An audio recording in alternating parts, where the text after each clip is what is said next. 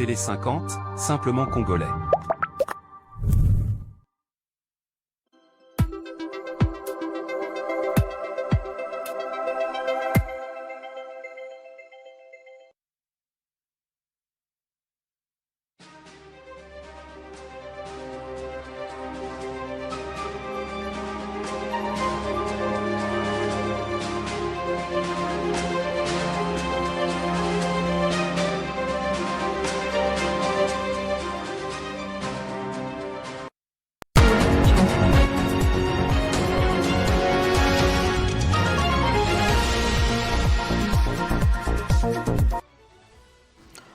Au sommaire de ce journal, 6 avril, journée fériée en RDC, l'on commémore le combat du prophète Simon Kimbangu et la conscience africaine.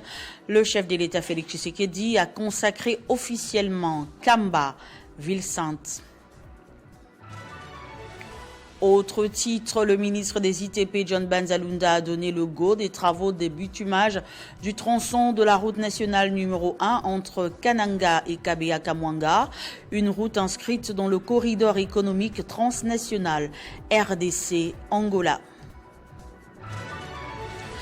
Et puis nous irons à Kanyama-Kasese. Le service national a réalisé en seulement 12 mois une cité moderne baptisée Mandala City. Élément à suivre dans ce journal. Et puis l'inauguration du centre carbone est prévue pour fin août 2026. Annonce faite ce lundi à l'Unikin par le directeur général d'intérim du BCECO, Sylvain Alongo. L'info, c'est l'heure sur Télé 50. Bienvenue à tous. À la une de l'actualité, le 6 avril, journée fériée en République démocratique du Congo. Une journée qui réunit à nouveau les fidèles kimbanguistes en Kamba dans le Congo central pour commémorer le combat de Simon Kimbangu et la conscience africaine. En Kamba, justement, le chef de l'État a salué la mémoire du prophète, figure de la résistance au colonialisme, et réaffirmé l'engagement de l'État à préserver le caractère sacré de cette date. À l'occasion de cette commémoration, Félix Tshisekedi a annoncé une décision historique, celle de donner un statut spécial à la cité de Nkamba. Elle devient officiellement ville sainte.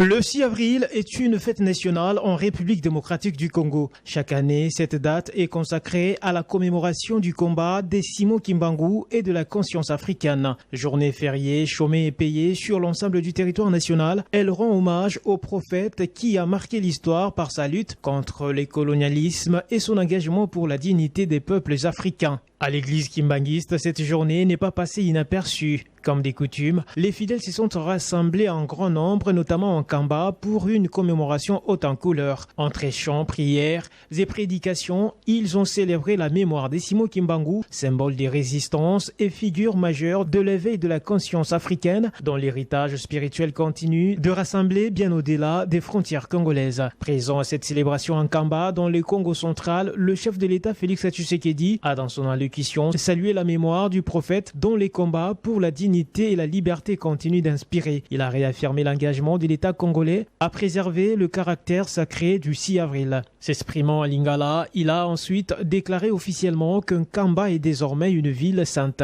Lisusu décision Yasika.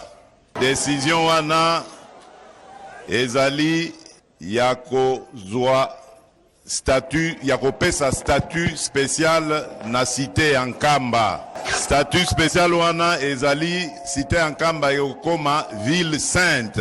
Par cette reconnaissance, Nkamba voit son statut spirituel consacré au plus haut niveau de l'État, confirmant son rôle des lieux de mémoire et des pèlerinages pour des millions de croyants. Au-delà de la ferveur du jour, le 6 avril s'impose ainsi comme un repère d'unité nationale où se conjuguent foi, histoire et conscience africaine.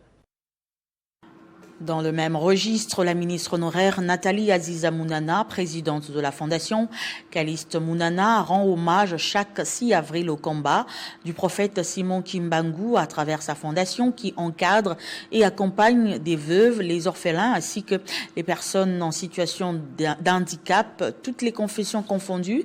Cette journée est également célébrée dans un esprit de paix et d'unité nationale.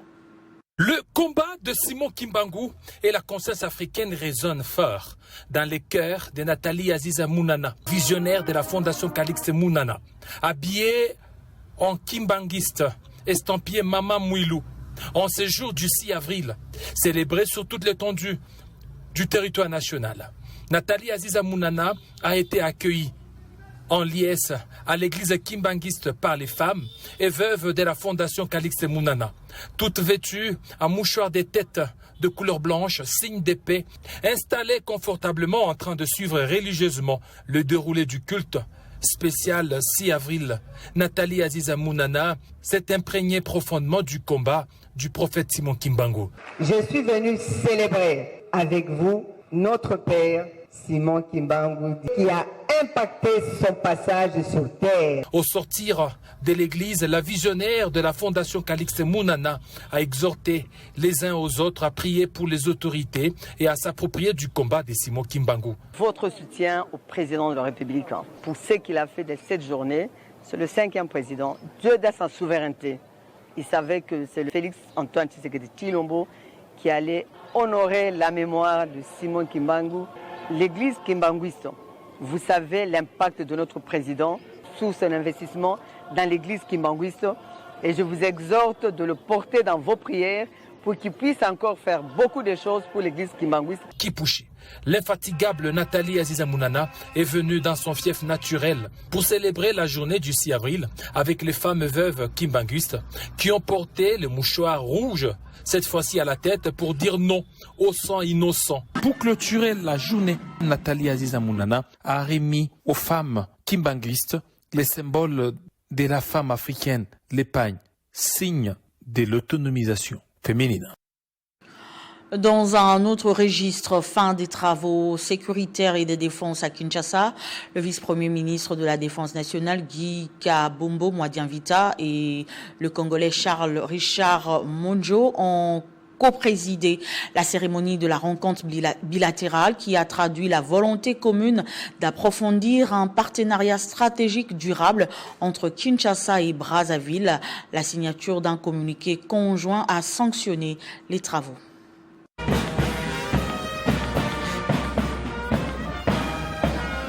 Réunis dimanche 5 avril à l'hôtel de la Défense de la ville-province de Kinshasa, le VPM de la Défense nationale et ancien combattant, Maître Guy Kabombo Mwadianvita et les Congolais Charles Richard Mondio ont co-présidé la cérémonie de clôture de la rencontre bilatérale, ce qui a traduit une volonté commune d'approfondir un partenariat stratégique durable.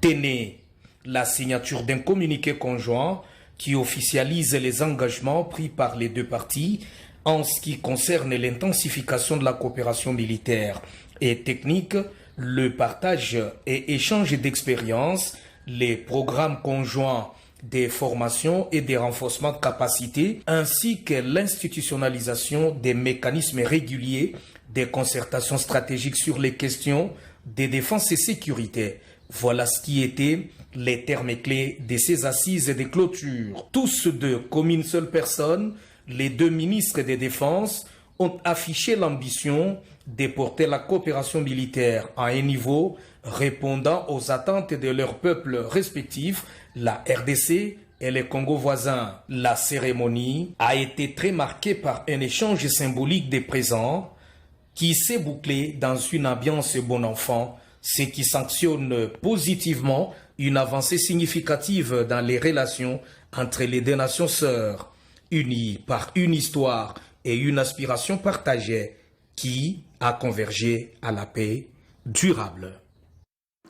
De son côté, le ministre des Infrastructures et Travaux publics, John Banzalunda, a donné le go des travaux de bitumage du tronçon de la route nationale numéro 1 entre Kananga et Kabea-Kamwanga, une route inscrite dans le corridor économique transnational République démocratique du Congo-Angola. Ce projet multinational vise à désenclaver l'espace Kasaï et à renforcer les échanges économiques entre la RDC et l'Angola.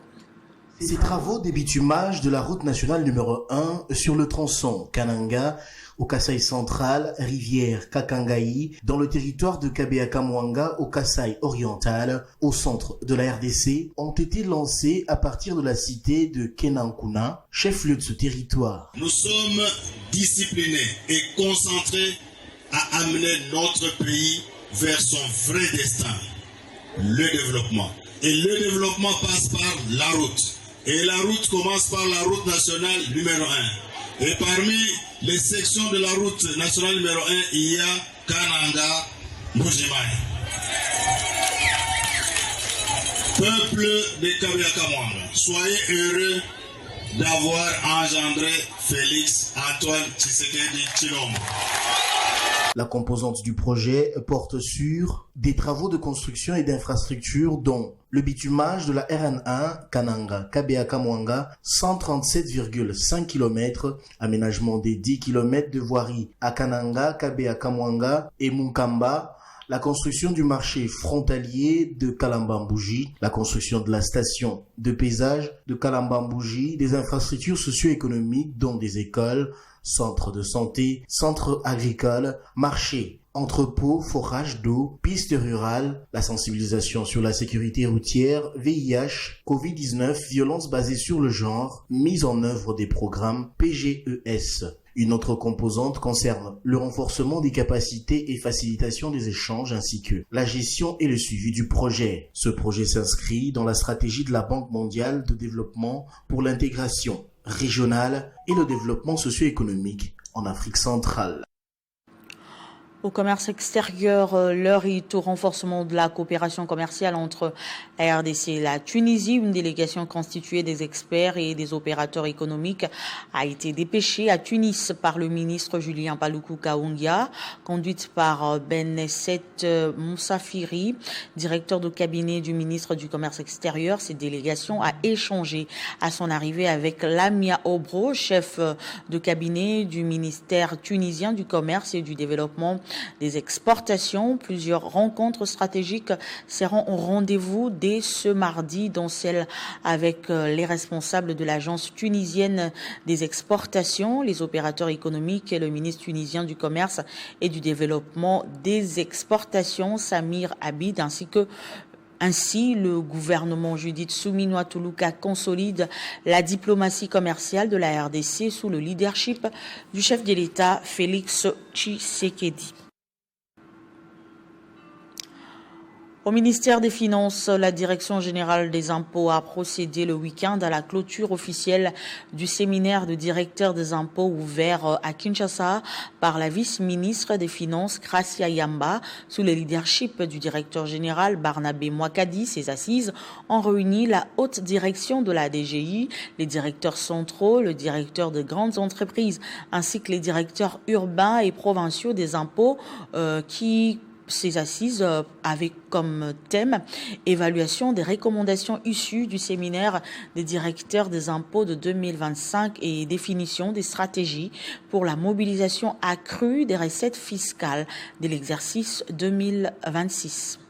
Pour une bonne mise en œuvre, les séminaristes ont regroupé dans un cahier des charges 6 résolutions, dont les résolutions des portées générales, des résolutions du séminaire des directeurs de 2025, les résolutions relatives à l'élargissement du répertoire des contribuables, les résolutions relatives à la recherche et au recoupement, les résolutions relatives à la digitalisation et informatisation des services fiscaux. Pour les directeurs généraux de la DGI, Barnabé Mwakadi, ces interventions et échanges ont permis de définir des priorités stratégiques pertinentes pour la mobilisation accrue des recettes fiscales au cours de l'exercice 2026. La mise en œuvre de ces résolutions devra sans doute permettre l'atteinte de l'objectif ultime assigné à la Direction générale des impôts pour l'exercice 2026, je rappelle celui de réaliser les recettes 19 033 milliards de francs congolais,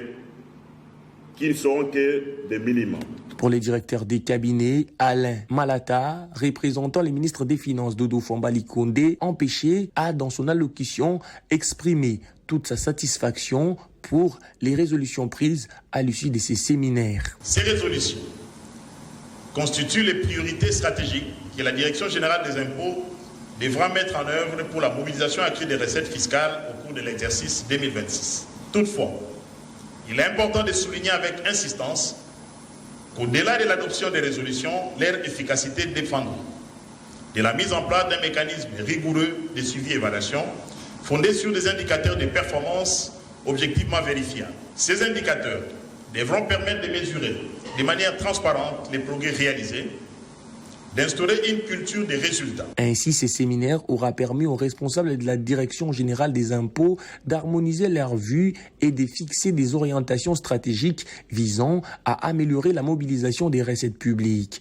À travers ces résolutions, la DGI entend renforcer l'efficacité de son action élargie à l'assiette fiscale et moderniser ses services dans l'objectif de répondre aux défis budgétaires de l'exercice 2026.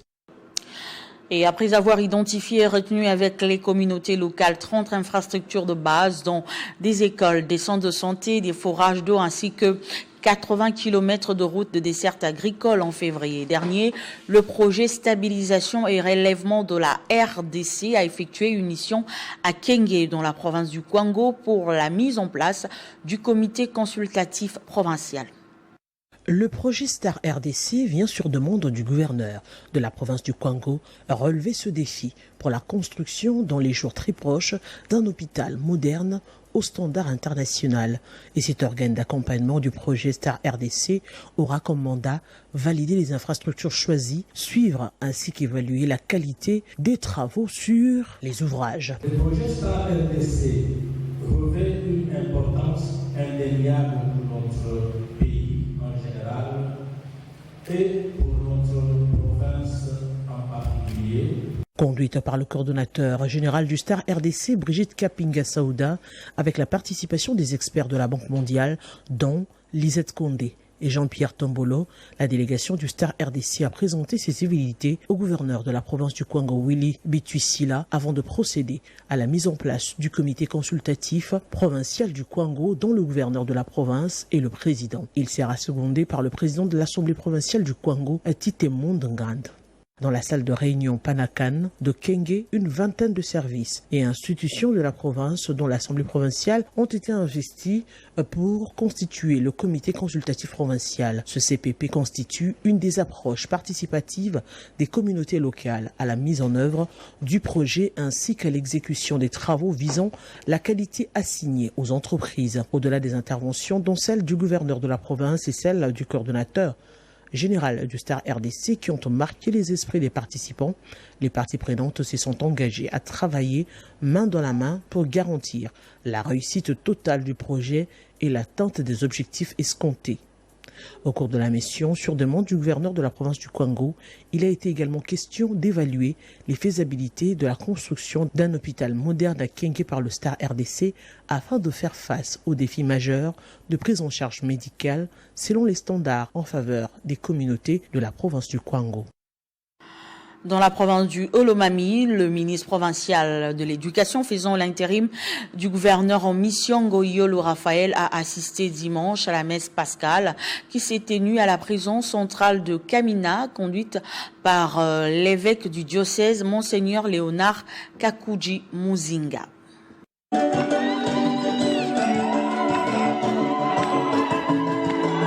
Le gouverneur de la province du Olomami à l'intérim, l'honorable Ngoyolo Raphaël, a pris part à cette célébration eucharistique organisée à la prison centrale de Kamina sous la direction de l'évêque du diocèse de Kamina, Monseigneur Léonard Kakoudi, qui a dans son homélie appelé tous les chrétiens, mais aussi les pensionnaires de cette maison carcérale, à la conversion et à la résurrection avec Jésus.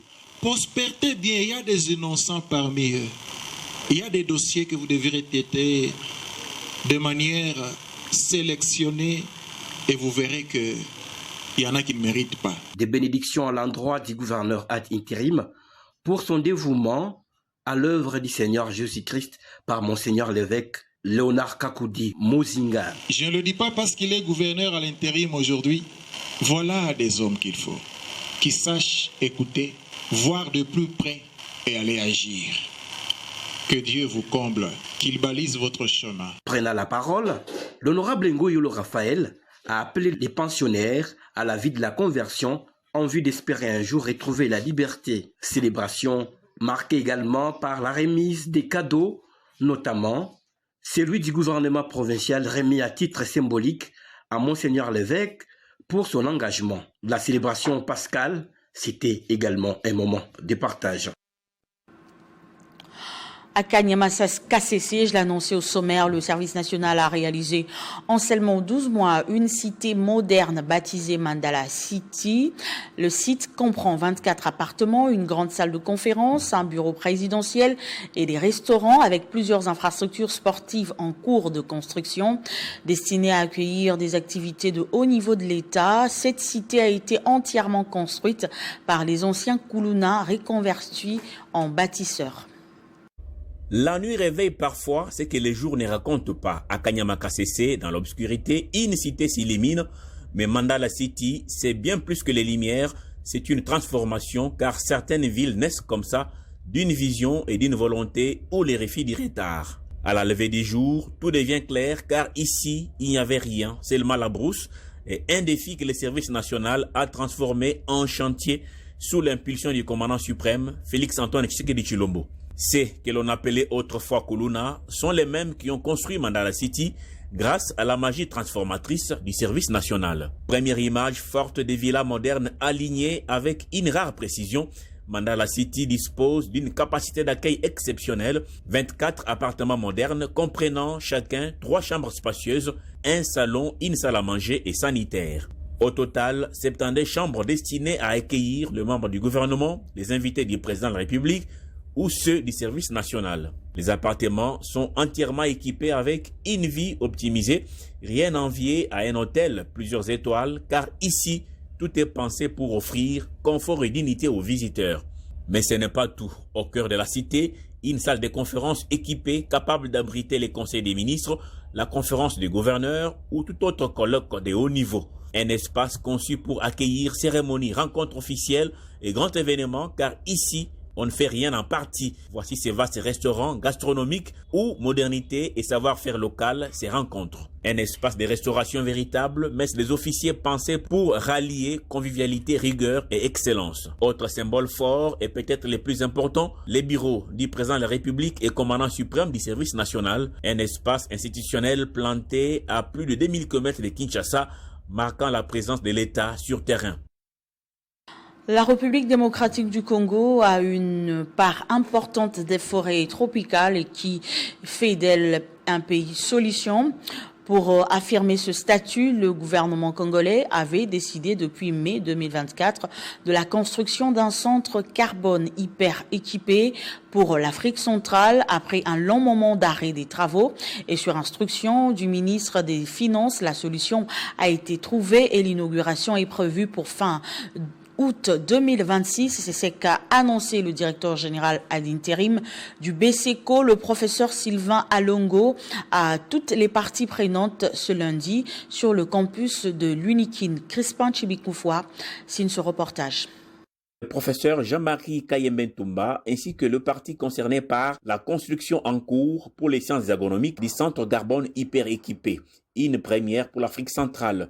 Lancé depuis mai 2024 pour 8 mois, ce chantier a déjà connu plus d'une année de retard à cause des problèmes administratifs. Mais dès aujourd'hui, tout ira comme sur les roulettes. D'ici mois de juin ou plus tard août, nous allons clôturer les projets parce qu'il a quand même traîné. Pour les doyens de la faculté des sciences agronomiques, ce centre carbone confirmera désormais les ambitions régionales de l'Unikin. Ce sera un premier centre au niveau de l'Afrique centrale. Il pourra aussi aider les pays voisins à pouvoir bénéficier des données qui seront issues de ce centre. La RDC comme pays solution doit s'affirmer, a dit le DG AI du BCECO, pour pour les professeurs, docteurs, ingénieurs Sylvain Alongo Longomba, rien ne pourra bloquer l'achèvement de ces centres d'ici fin août 2026. Je vous assure, je prends les doyers en témoin, plus rien ne sera comme auparavant. Nous serons ici régulièrement. Le chef de l'État est très sensible en termes d'évolution des travaux. Il cherche régulièrement à s'assurer que tout va bien. Voilà pourquoi il nous a été instruit aussitôt, pris les fonctions par son Excellence Monsieur le ministre des Finances, Doudou Fouambali Koundeli Botaï, qui incarne au quotidien la vision du chef de l'État, de venir rapidement pour s'imprégner de la situation afin que nous puissions dégager de façon concertée les solutions appropriées pour l'achèvement de ces travaux dans les meilleurs délais. Les centres carbone de l'Inikin sera une solution durable, un outil de contrôle et de monitoring pouvant fournir des informations fiables sur les mécanismes de séquestration du carbone par des écosystèmes forestiers tropicaux de la RDC. Et puis les femmes guides nationalistes du Parti Lumumbiste Unifié ont clôturé dimanche à Kinshasa les activités du mois de mars dédiées aux droits de la femme lors d'une cérémonie marquée par une forte mobilisation. Des milliers de femmes issues des différents quartiers de la capitale ont répondu massivement à l'appel de femmes guides du Palou, illustrant ainsi l'engagement constant et la mobilisation remarquable de militantes du parti. La manifestation s'est déroulée en présence du secrétaire général, chef du parti, Didier Manzenga Mukanzu, qui a rehaussé de sa présence à cet événement aux côtés de plusieurs cadres, notamment ceux du SPP et des permanents. Dans son allocution, il a encouragé les femmes à s'impliquer davantage dans la vie sociale et politique, les invitant à se lever et prendre leur destin en main. Plusieurs interventions ont également rythmé cette rencontre, notamment celle de la première vice-présidente de Femmes Guides, Madame Kitambala, suivie d'autres allocutions, dont celle du SGCP AI, Dolène Kachama, avant le discours de l'autorité de référence venue clôturer l'activité. Nous avons célébré, c'était l'ouverture, et puis il y a eu beaucoup d'activités au sein du parti, et aujourd'hui nous sommes venus clôturer, le secrétaire général était là. C'est justement pour dire aux femmes que tout ce qu'un homme peut faire, une femme aussi peut le faire.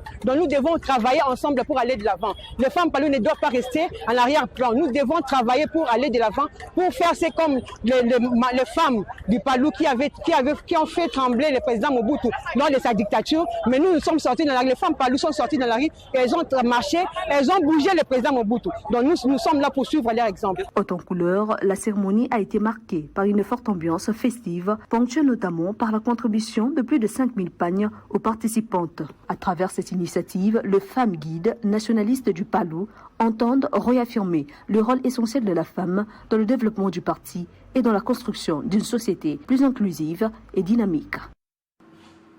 Et toujours dans le cadre de la clôture du mois de mars dédié aux droits des femmes, la Fondation Maître Carlos Kalonji a organisé une série de formations pour les femmes. L'objectif est de rendre ces femmes autonomes pour qu'elles participent au développement du pays.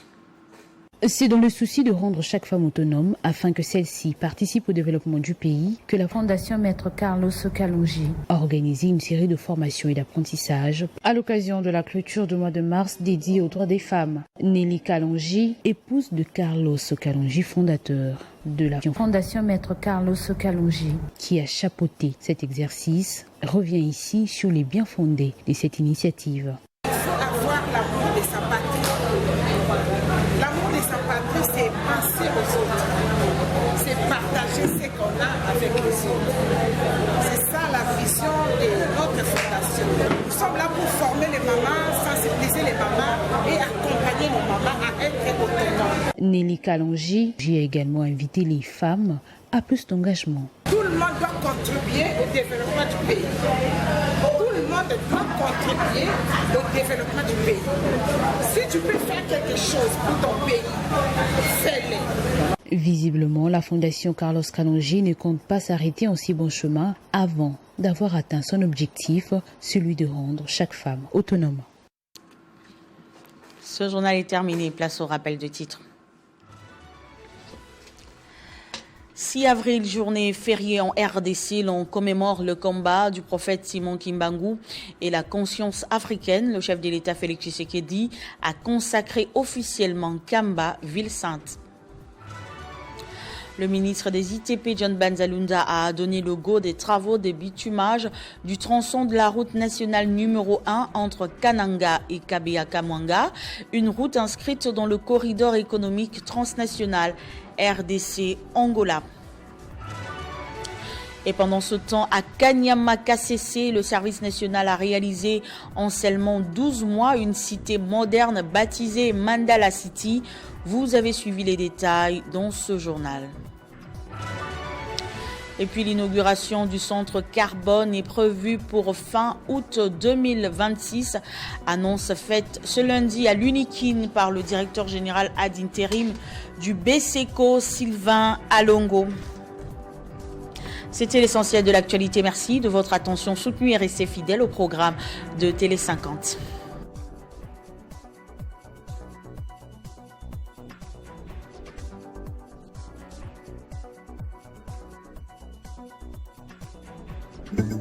Retrouvez toute l'actualité en continu sur www.tele50.cd.